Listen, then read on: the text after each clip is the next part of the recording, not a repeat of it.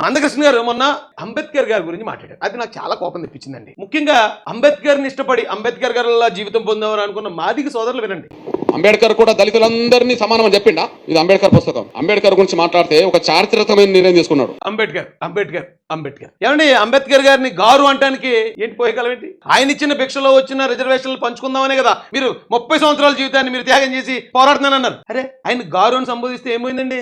ఆయన తెలంగాణ ప్రాంత వ్యాస కాబట్టి ఆయన గారు అంటూ అలవాటు ఉండదు, అందరినీ పేరుతోనే పిలుస్తారు అని అంటే వచ్చేస్తారు. సోనియా గాంధీ గారికి తెలుసు కదా, ఇప్పుడు నరేంద్ర మోడీ గారే ఇప్పుడు వర్గీకరణకు అనుకూలంగా తీర్పు. ఇది గౌరవ చంద్రచూడ్ గారిని అవమానించడం కాదా?